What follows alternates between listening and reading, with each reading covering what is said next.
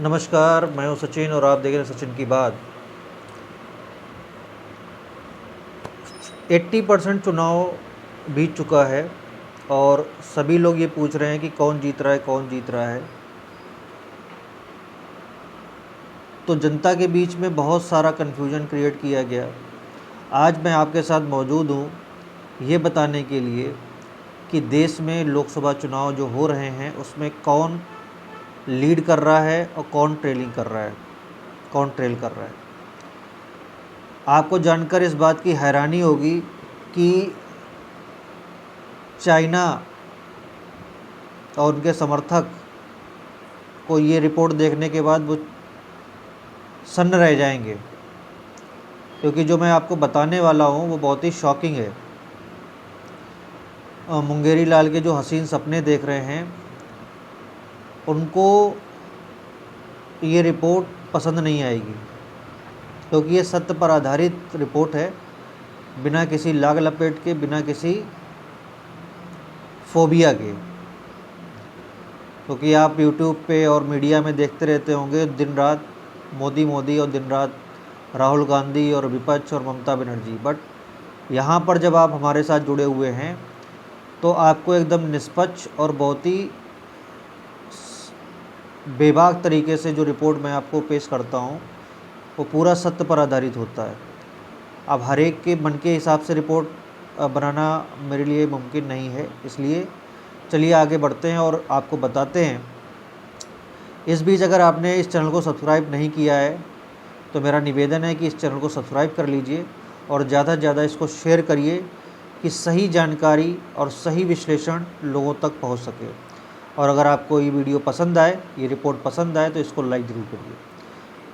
तो मैं बात कर रहा हूँ लोकसभा चुनाव जो देश में चल रहा है, अभी तक के जितने भी फेजेस हुए हैं उसमें कौन लीड कर रहा है। जितने भी निष्पक्ष तरीके से रिपोर्टिंग करने वाले या पत्रकार हैं या जो चुनावी विश्लेषक हैं, वही उन सबके विचार सुनने के बाद, उन सबकी रिपोर्ट्स देखने के बाद और ख़ुद भी ग्राउंड पर जाके और लोगों से बात करने के बाद मैंने इस रिपोर्ट को तैयार किया है, जिसमें मैं शुरुआती तौर पे जो आपको बताना चाहता हूँ वो ये है कि मोदी के खिलाफ़ जो प्रोपेगेंडा, जो साजिश, जो नेगेटिविटी विपक्ष और उनकी कांग्रेस और उनकी जो पार्टियों ने फैलाने का प्रयास किया, वो जनता के बीच में जिस तरीके से जाना चाहिए था वो पहुंचा नहीं पाए। मैं ये नहीं कहूँगा कि पूर्ण रूप से नहीं पहुंचा पाए, लेकिन हाँ बहुत हद तक पहुंचाया। और जो एक दो छोटी मोटी योजनाएं थीं, जैसे एक हिंदुस्तान की जनता का सबसे बड़ा सेटबैक ये है कि फ्री का इनको आप दे दीजिए तो ये आपको वोट झोली भर के देंगे। फ्रीबी के ये आदी हो चुके हैं, मतलब हराम का खाने का इनका। मैं ये नहीं कहूँगा सारी जनता, अगर जनता इस तरीके की होती तो बीजेपी को वोट नहीं मिलता और बीजेपी जो है तीसरी बार अपना टर्म रिपीट नहीं कर रही होती। लेकिन ग्रामीण क्षेत्रों में बीजेपी का जो वोट परसेंटेज कम हुआ है उसका सबसे बड़ा कारण है ये जो फ्रीबी का जो प्रचार किया जा रहा है राहुल गांधी के माध्यम से, उसका असर कहीं ना कहीं वोट परसेंटेज पे पड़ा है। तो मैं आपको बता रहा था कि अभी तक जितने भी फेजेस हुए हैं देश में, इंक्लूडिंग ऑल स्टेट, वहाँ पर कहीं बीजेपी लीड कर रही है, कहीं ट्रेल कर रही है।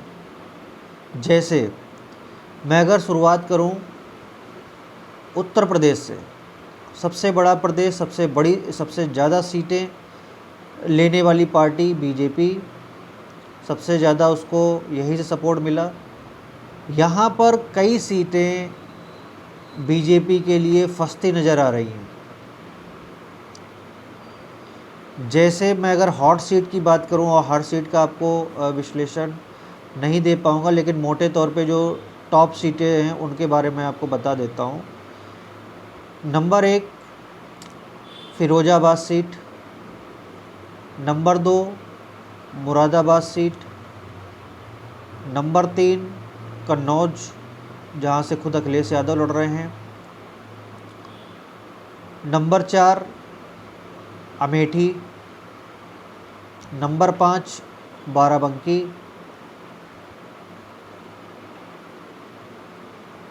इसके साथ साथ आसपास की जो सीटें हैं कानपुर मंडल की, लखनऊ मंडल की, ठीक है, उन पर भी कड़ी फाइट नज़र आ रही है बीजेपी और इंडी गठबंधन में।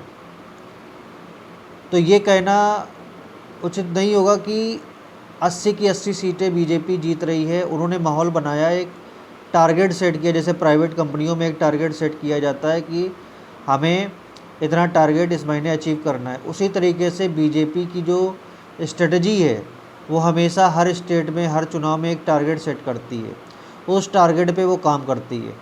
तो इन्होंने यूपी में 80 सीटों का टारगेट फिक्स किया, उस पर पूरा मतलब इकोसिस्टम बनाया, नेताओं को ज्वाइन कराया, विपक्ष के नेताओं को, और ताबड़तोड़ रैलियां की जिससे कि 80 की 80 सीटें, बट ऐसा पॉसिबल नहीं है, किसी भी तरीके से पॉसिबल नहीं है, क्योंकि बीजेपी का वोट है बट उस तरीके से नहीं है कि वो 80 की 80 अभी इस परिदृश्य में, जब राम मंदिर का मुद्दा विपक्ष ने एक तरीके से उसको ठंडे बस्ते में डाल दिया अपनी कमेंट करके या फ्रीबी लाके, तो जो एक कोर वोट बैंक था, जो राम मंदिर के उद्घाटन के बाद एक लहर, अगर उस टाइम पे चुनाव होता उद्घाटन के एक हफ्ते बाद, 10 दिन बाद, 15 दिन बाद, तो हो सकता था कि बीजेपी को 80 की 80 सीटें मिल सकती। उसमें भी 80 नहीं मिलती बट 76-75 तक वो पहुंच सकती थी। बट अभी क्या है, अभी गठबंधन होने के बाद जो एक डिवाइडेड वोट था वो कंबाइंड वोट हो गया, चाहे वो मुस्लिम की बात करें, चाहे वो जाटो वोट की बात करें या ओबीसी की बात करें। जो ओबीसी बीजेपी को वोट नहीं करता है, वो वोट बैंक पूरा शिफ्ट हो गया कांग्रेस और सपा में। तो मोटे तौर पर जो आज का ये वीडियो है वो इस बात के लिए है कि कौन जीत रहा है, लोकसभा चुनाव कौन जीत रहा है। तो इस रिपोर्ट में मैं खुलासा करना चाहता हूँ कि तीसरे टर्म में भी प्रधानमंत्री नरेंद्र मोदी अपने टर्म को रिपीट करने जा रहे हैं। तीसरे टर्म में वो एंट्री करने जा रहे हैं 4 तारीख को 12 से 1 बजे के बीच में।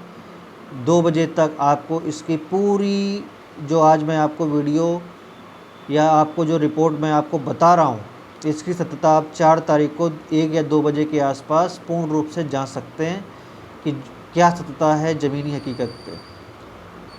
राहुल गांधी का जो फ्रीबी वाला कार्ड है वो चला, लेकिन उतना नहीं चल पाया, क्योंकि कई ऐसे बुद्धिजीवी और ऐसे वोटर हैं जो ये कहते हैं कि जब आप सरकार में आएंगे नहीं तो आप 8,500 रुपये देंगे कैसे। तो उन्होंने वोट नहीं किया। वोट किन लोगों ने किया 8,500? जो लालची या जो एक तरीके से फ्रीबी के आदी हो चुके हैं पिछले कई सालों से, उन लोगों ने उनको वोट किया। तो मैं ये नहीं कहूँगा कि वोट नहीं गया राहुल गांधी और अखिलेश यादव को, बट वोट गया है, अच्छा खासा वोट गया। बट इन्होंने फ़ाइट क्रिएट की है जो 2019 में फ़ाइट क्रिएट नहीं हो पाई थी। तो मोदी जी इस लोकसभा चुनाव में रिपीट कर रहे हैं, अच्छे अंतर से रिपीट कर रहे हैं। सीटों का अनुमान ऊपर नीचे 10, 15, 20 हो सकता है। दूसरी बात एक और, जो 400 का नारा दिया था, अब की बार 400 पार, वो कहीं ना कहीं विपक्ष के लिए खुशखबरी हो सकती है। इस रिपोर्ट को अगर वो देख रहे हों कि 400 पार भी बीजेपी क्रिएट नहीं करने जा रही है, 400 पार नहीं होगी बीजेपी, क्योंकि कई स्टेट में इनकी हालत पतली है, जैसे पश्चिम बंगाल, जहाँ से इनको अच्छी खासी सीटें मिली थी, वहाँ पर इनकी हालत ठीक नहीं है। ममता बनर्जी इनके ऊपर हावी हैं। तो इस बार पश्चिम बंगाल से उतनी सीटें आती नहीं दिख रही हैं। दूसरा, कर्नाटका में जो कांग्रेस के मैनेजर हैं,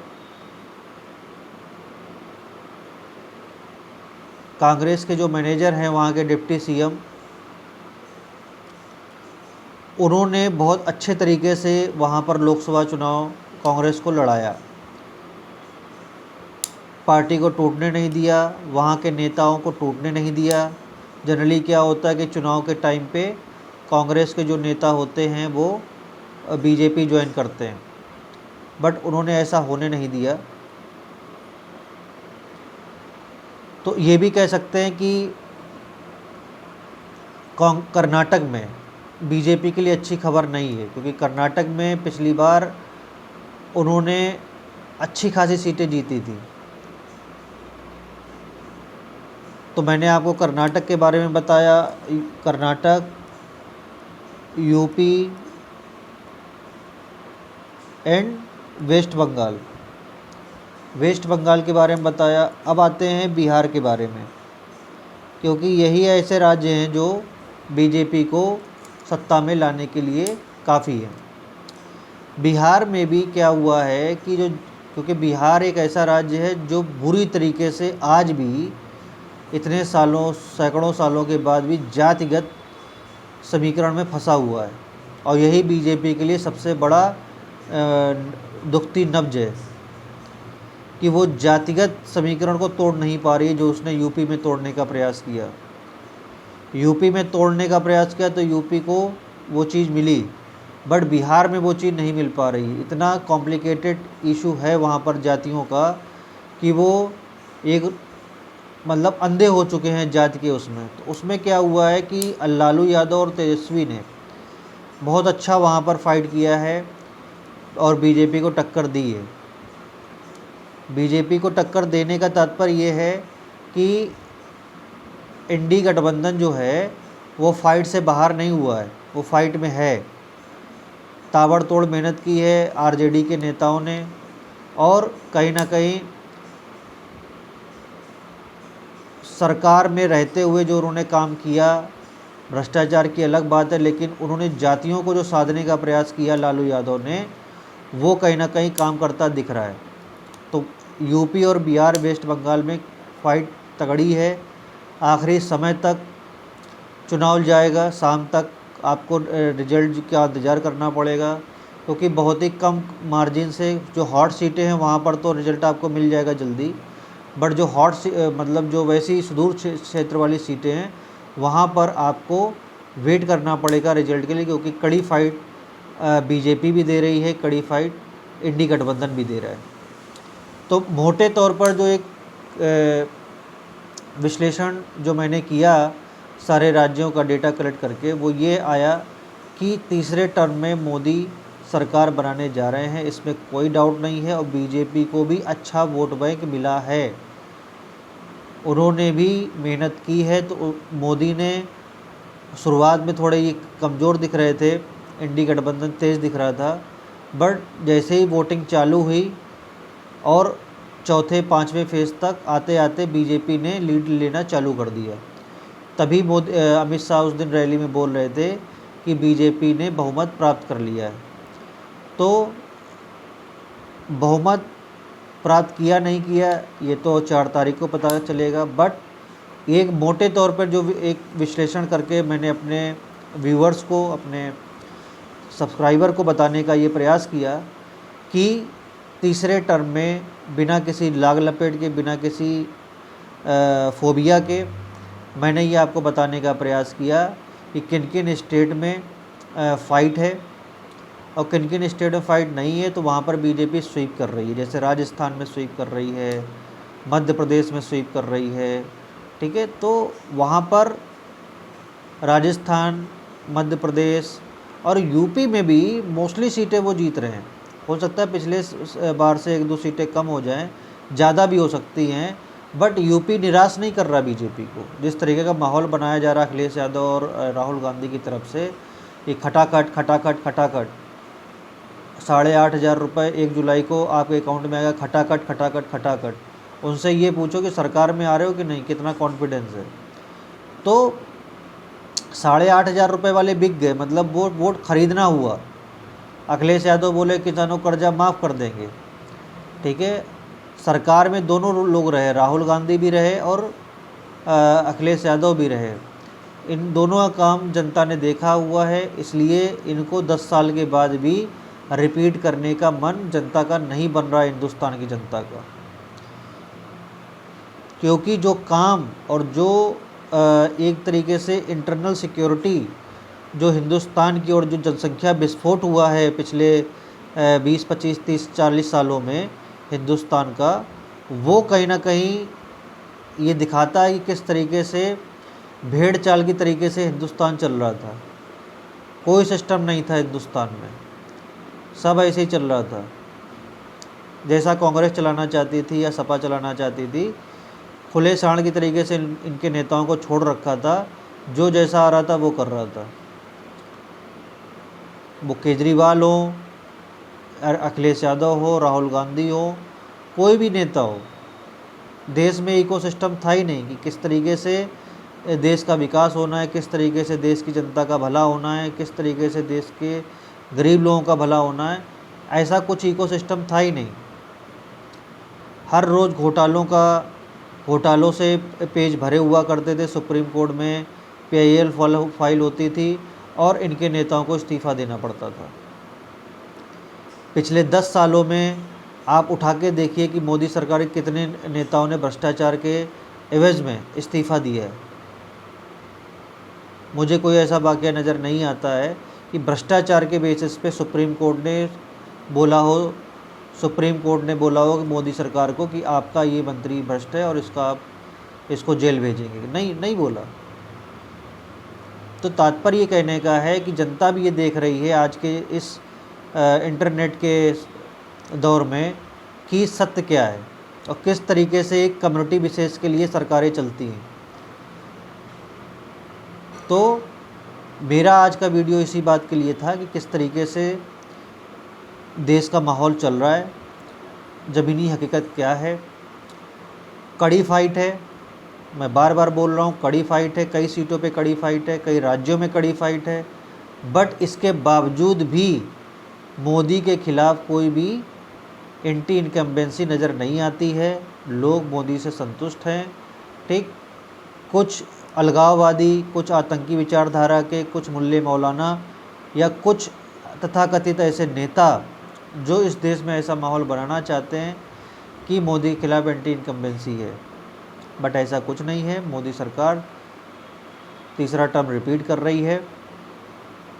अगर आपको ये रिपोर्ट पसंद आई हो तो इसको शेयर ज़रूर करिएगा, और अगर पसंद आई हो तो लाइक ज़रूर करिएगा। अगर आप पहली बार इस चैनल पे देख रहे हैं इस वीडियो को, तो आप इसको सब्सक्राइब भी ज़रूर करिएगा।